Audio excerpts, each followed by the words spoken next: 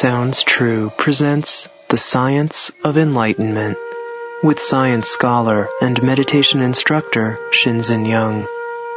And now, Session 1 on Mindfulness, the most fundamental skill.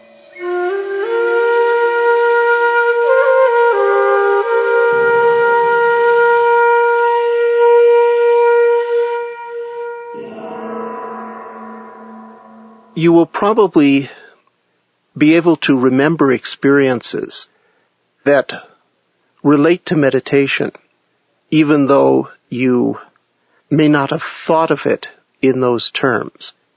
A lot of people think about meditation, certain stereotypes of what meditation is.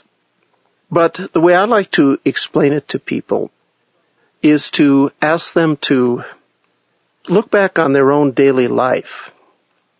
Even if they've never done a specific practice, if you look back on some activity that you do in life that's meaningful to you, you'll remember that sometimes you've been very focused and present during that activity, whereas other times you can probably remember being rather scattered and having it difficult to be fully present with that activity.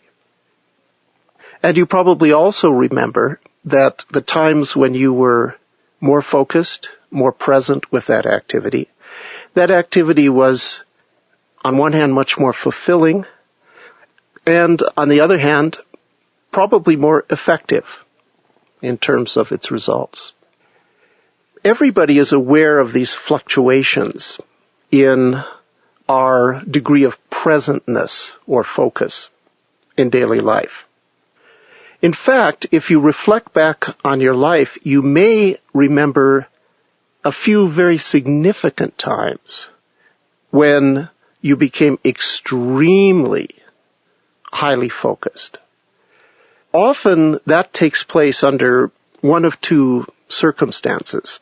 Either circumstances that are extremely relaxed, perhaps you're walking in the forest alone, or during or after a particularly significant experience of making love. You enter a state of extreme presence and deep quiet. The other circumstance under which this extreme experience of presence can occur is at the exact opposite end of the spectrum. Under dangerous situations, perhaps life-threatening. You're about to have a car accident. You think you're going to drown. You are accosted in some way physically. And you find that time slows down. Your mind becomes very peaceful. You are extremely present and focused in what is going on, and able to deal with it both subjectively and objectively more effectively.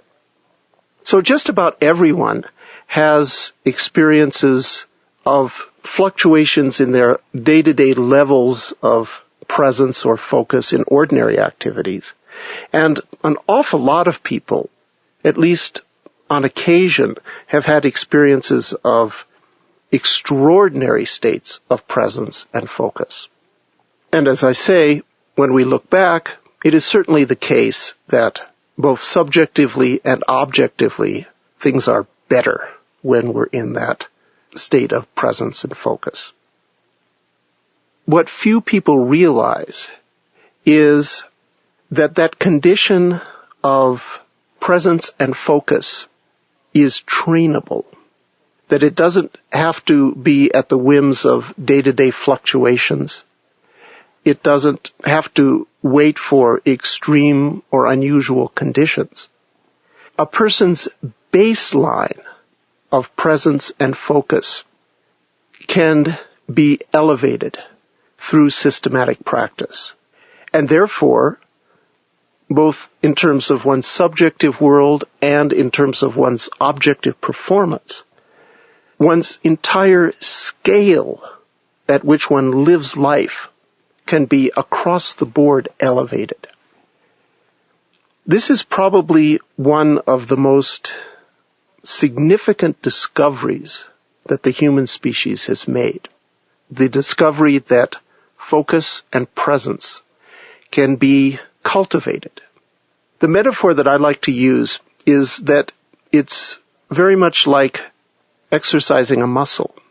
If you think about the process of physical exercise, what do? You have to learn a certain procedure for doing the exercise.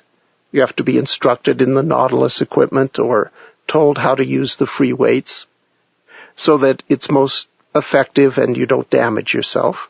You have to do the exercises on a regular basis.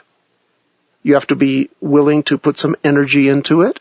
You have to continue doing it for a long period of time, make it part of your regimen of life. And as the result of that, the strength in your muscles is permanently elevated. Your muscles get stronger and stronger and stronger. Once that strengthening has taken place, you have those improved muscles available for many, many activities in daily life.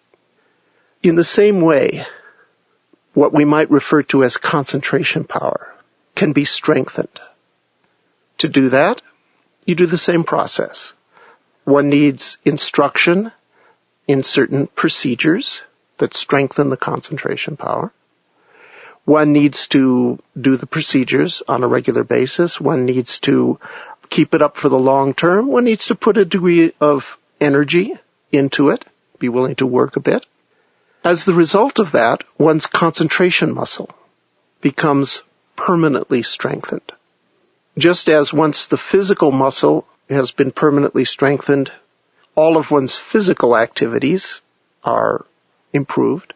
Once the concentration muscle has been permanently strengthened, all of one's activities, period, are improved.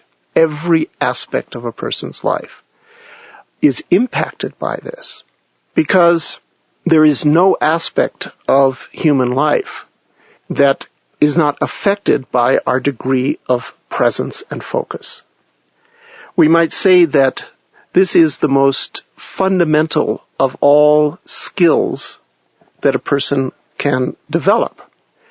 Any other skill that one might want to develop, any other activity that a person might want to do, will be impacted by one's base level of focus and concentration. People that have had the sporadic, extraordinary experiences of concentration will tell you that they were the most meaningful times of their life, that their whole life changed as the result of that.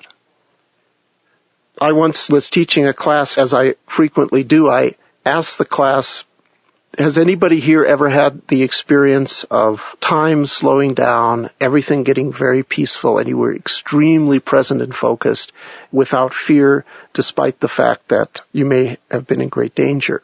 And as is typical in that situation, several people raised their hands, yes. So I said, would anybody be comfortable talking about what that experience was like? One woman described an experience of almost drowning in the Kern River and going into a state like this, and as a result of that, she was able to survive. And she said an interesting thing. She said, if I could only have bottled that experience, I could have addicted the world to it. The fact is, a person can live their day-to-day life in that state. You can use your imagination to consider what kind of magnification of life that would bring. In most cultures, there's this idea of somehow lengthening life. The Western people had an idea of a fountain of youth. In the East, they had ideas of internal alchemy or different processes by which they thought that they could lengthen human life. If I were to come to you and say that I've got a process, it's going to take maybe a half an hour, maybe even an hour of your time each day or every other day. You have to keep it up for your whole life, but if you do this process, it will add 100 years to your life. That's a guarantee. Yeah, I think most people would say that's a pretty good deal. Of course, no such fountain of youth or internal alchemy actually exists. It's a myth. However, there is a process which will expand the scale of each moment of your life 2, 3, 4-fold bigger than it would be ordinarily.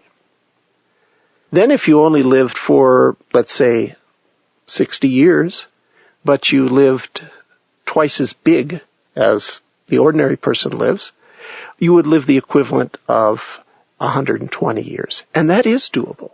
That is absolutely attainable by the average person. The central feature of any meditation system, the thread that holds them all together, all around the world, is that they develop this extraordinary degree of focus and presence. And therefore they allow people to live their lives at this enhanced scale. So I would say that meditation in this sense is the most fundamental discipline or learning that any human being can undertake, because it is at the base of the pyramid of all of human endeavors.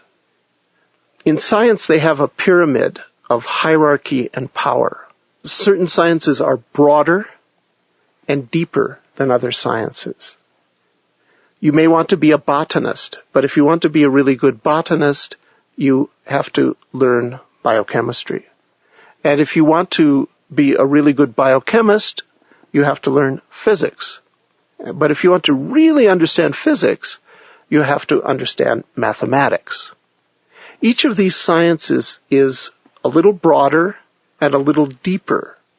At the bottom of the pyramid of Western science is mathematics. It's hard to learn. Takes time. But when you get it, you've got all of the sciences.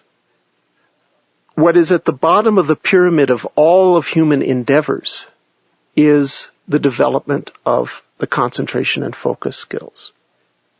For one thing, if you have that, you can learn mathematics more effectively, and therefore you'd be a better physicist, and et cetera, et cetera. That was my case. I flunked all my science and mathematics courses in school, every one of them. It was a big bone of contention in my family. After practicing meditation for many years, I came back to it and discovered, as the result of the meditation, that I had concentration skills that I didn't have before. I was able to not only learn it quite well, but actually eventually teach it at the college level. If you have concentration and focus skills, you can apply it not only to mathematics, but you can also apply it to sports. Some people enter the meditative path simply because they want to improve their performance in their sports. That's a start. In fact, it's interesting that in the sports world, the sporadic states of high concentration that happen occasionally to athletes and are considered to be the peak of the athletic experience have a technical term, a locker room term. It's called being in the zone. Through systematic practice, you could do your workout or do your sports always in the zone. So you can apply it to learning mathematics. You can apply it to one's sports performance. There's no aspect of human life that you can't apply it to, and that's why people often have a lot of difficulty understanding meditation, because they say, well, what is it good for? Not realizing that it's good for everything. And they're very fixated on the specifics of what it's good for. It will allow you to be more present in your interactions with other people. It will allow you to understand yourself better, introspection, and it will allow you to pursue a spiritual path more effectively.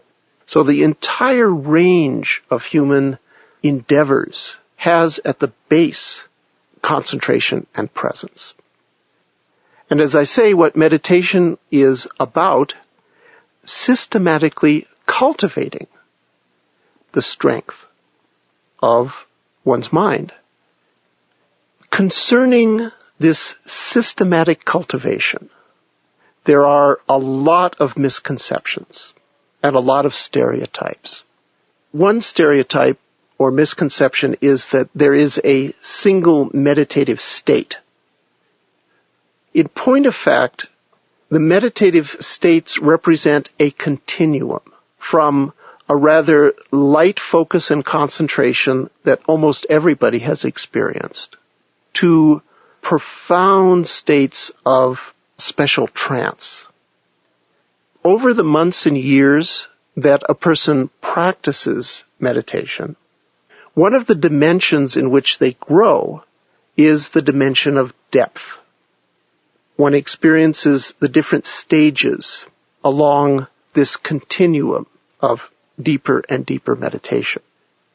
A second common misconception about meditation is that it's a state that you have when you're sitting still. And there's a whole association of meditation with a certain posture and a certain situation. In addition to the dimension of depth, there's a second dimension in which meditation grows, and we might call that a broadening. By that I mean that one maintains the meditative state automatically in more and more complex life activities. At first, meditation is one of the things you do as one of your life activities. Okay, you have all these things you do. One of them is you do a formal meditation practice. At some point, though, a figure ground reversal takes place.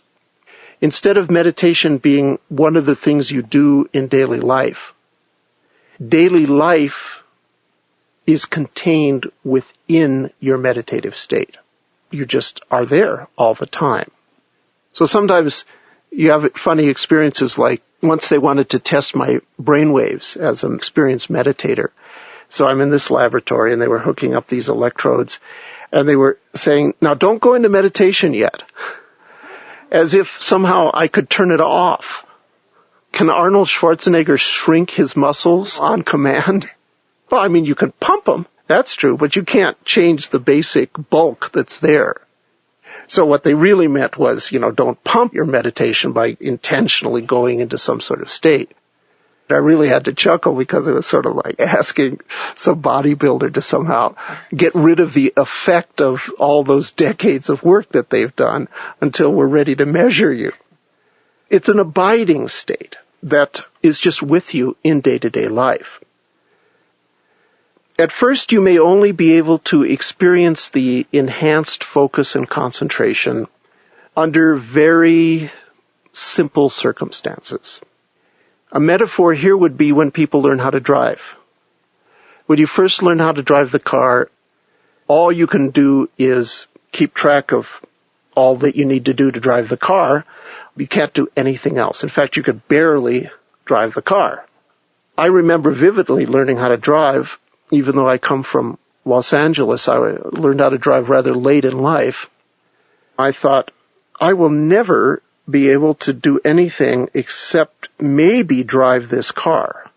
The idea that I could drive the car and do other things at the same time, I couldn't conceive of it because it just took so much of my attention. So when you first learn how to drive the car, you go off into an empty parking lot, you learn those basic skills. When that has been internalized to a certain point, you can go on to a real road, but maybe one without too many cars.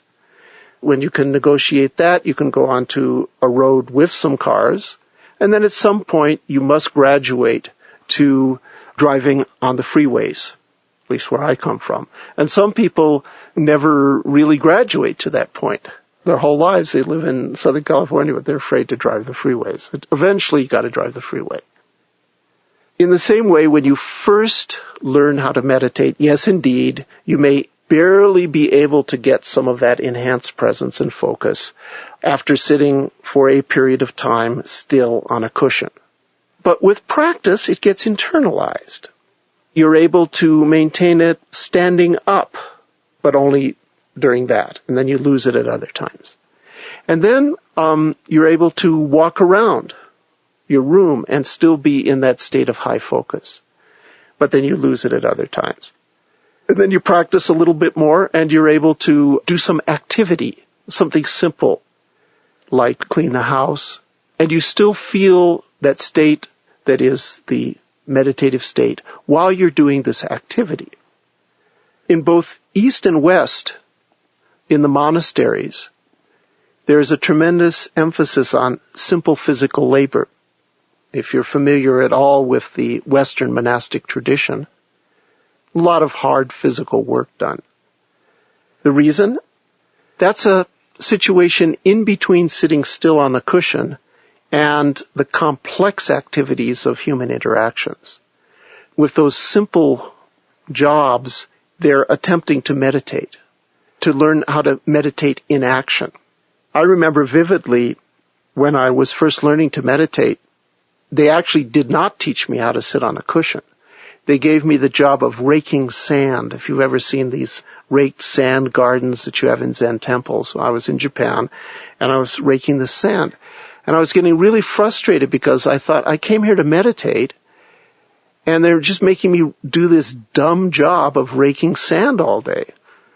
Until finally some kind senior monk took me by the side and explained to me, this is the meditation. And I said, what do you mean? He says, well, when your mind wanders, come back to the sights, sounds, and body sensations of raking the sand. That's your concentration exercise. And if you do that, you'll start to get focused and you'll feel good. And of course, he was right. And then I started to do it, and, that was great. I don't know if I would have ever caught on to that if somebody hadn't clued me in. So it's better to start out on the cushion. In any event, eventually one is able to maintain a meditative state doing complex activities like talking to other people. And eventually one is able to maintain it doing really complex things like delicate negotiations where a lot is invested emotionally, and you still are able to maintain a meditative state. On the analogy of learning how to drive the car, as the skills of driving the car become more and more second nature, you're able to negotiate more and more complex situations and to do other things at the same time. Finally, you can drive the car, listen to the radio, talk to somebody, and munch on a burrito all at the same time. The skill of driving has become completely internalized. In the same way, the skill of meditation eventually becomes completely internalized. It's just there all day. Life now becomes an activity embedded inside meditation. One stereotype to get rid of is that there is a single state called meditation. There is an extraordinary continuum of states. A second stereotype to get rid of is that meditation is something you do with your eyes closed, sitting still. That is formal exercise. Even great musicians still play scales, but we don't call scales the purpose of music. And even very experienced meditators still do formal sitting practices.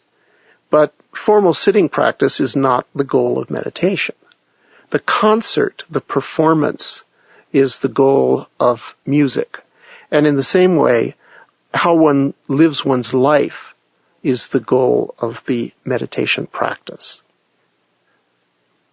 I've spoken about the meditative state, how it has a sequence of depths, how it extends out into daily life. Let me see if I can make more tangible what I mean by the meditative state. Let's take some simple activity like washing the dishes. When you wash the dishes in the usual non-meditative way, your mind is going to the past, going to the future. Nothing wrong with that, but there's a kind of scatteredness.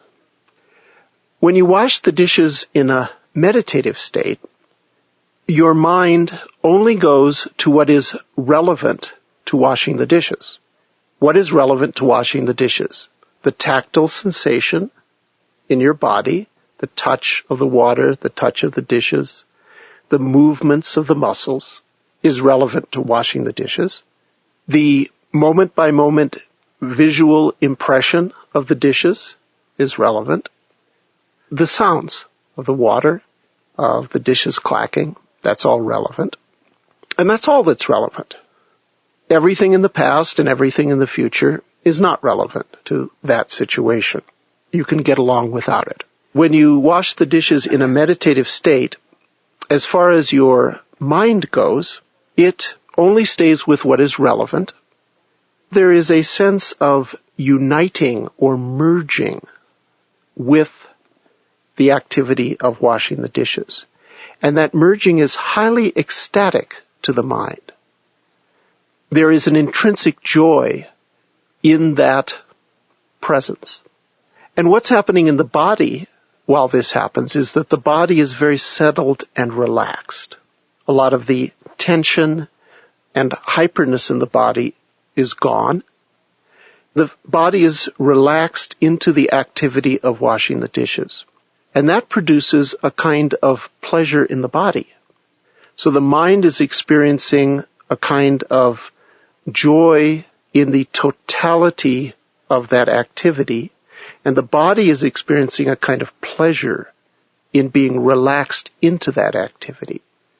And also there's a peacefulness in the mind because it's not wandering all over the place. Another common misconception about meditation is that it is some sort of limiting of one's awareness, a narrowing of the focus. That is completely incorrect. Meditation is a limiting only in the sense that it is to focus on exactly what is relevant to a certain situation. What is relevant to a certain situation may be quite broad, or it may be quite narrow. The issue is that what is distracting, what is not relevant, what gets in the way, what takes energy away, what scatters one's being, that has been let go of. So there are some meditations that involve being aware of everything that is going on in all of the senses simultaneously. Obviously, there is no limitation there whatsoever. The heightened awareness and clarity is what makes that a meditative state. So when you wash the dishes, if you're fully present with just what is relevant to washing the dishes, you're in a meditative state. When you interact with another human being, what is relevant to that situation? There's an interplay. When they speak, what is relevant is their voice, their sounds. When you respond to them, what is relevant is your thoughts, your body sensations, your personality. But the problem is when we have human interactions, we're usually quite scattered and attending to what is irrelevant, and therefore we can't be fully present with people. These would be some examples to make it a little bit more tangible what we mean by a meditative state. Anything can be a situation to cultivate a meditative state. A meditative state can be applied to any situation. I mentioned that when one has a meditative experience of washing the dishes, there is a certain special intrinsic joy in the mind and a relaxed pleasure in the body. But I also mentioned that meditation is a sequence of states.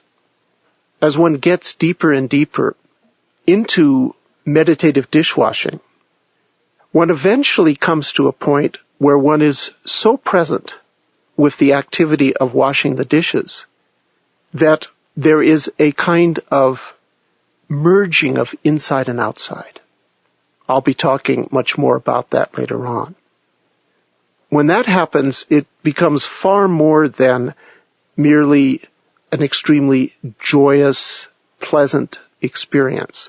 It becomes a spiritually meaningful experience because one is getting insight into the nature of oneness of things. One is starting to break through the most fundamental illusion, or one of the most fundamental illusions, which is the illusion of separateness of inside and outside.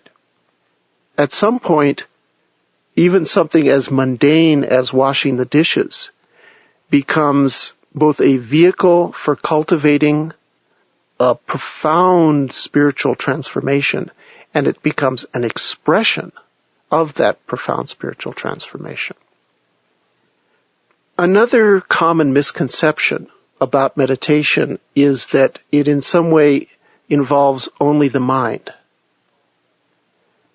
In point of fact, meditative states involve equally the mind and body. They impact both the mind and the body. The mind is impacted in the sense of being present and focused. The body is subjectively impacted in the sense of being relaxed and therefore experiencing a kind of pleasure. But there is an objective impact on the body that can be measured externally. There are physiological characteristics that are unique to the meditative state and which, for example, separate it from a hypnotic state. People sometimes ask, what's the relationship between a hypnotic state and a meditative state? Clearly, there's a lot of overlap, subjectively. However, there are certain physiological changes that take place when a person meditates that don't take place necessarily when they're hypnotized. And one of the most interesting things is that scientists are studying these physiological concomitants of meditation. In fact, that's actually how I got interested in science. I mentioned my background in science wasn't too good in terms of my early upbringing. The reason that I eventually wanted to study science was that it came to my attention that scientists were studying meditative states. They were actually validating the subjective experience of meditators using objective empirical data that would be acknowledged by anybody in the world. And that, of course, was very confirming of my experience. So I thought this is something I should know about. Here are some of the basic physiological impacts that meditation has. First of all, it changes the breathing pattern. Most people start to breathe slower and deeper, although some people breathe actually more shallow. The salient feature, though, is that the hunger for oxygen is reduced. And this probably has something to do with the fact that when you're in a meditative state, you are processing everything more efficiently, and therefore your metabolic needs are reduced. You're doing more with less. Because when you're in a meditative state, you are not subtly, subliminally, in the depths of your being, interfering with yourself. At other times, the so-called non-meditative state, in which most people live their lives, involves an enormous amount of subconscious internal friction in all six senses: hearing, seeing, smelling, tasting, the feeling body, and the thinking mind. As you learn to meditate more, that internal friction goes away or is lubricated away by the meditative state. One's whole being is functioning more efficiently. One of the reflections of this fact is that there's a change in the oxygen hunger. Most people breathe about 15 times a minute. On an average, somebody in a middle-level state of meditation is probably going to only breathe 4 or 5 times a minute. Somebody in a really, really profound state of meditation may not seem to be breathing at all. I once had an interesting experience. I lived with this Chinese master. His name was Wu Guang Fa Shi. Fa Shi means a Dharma teacher or meditation master. Wu Guang means awake to the light in Chinese. He was a sort of eccentric, but he was a real master.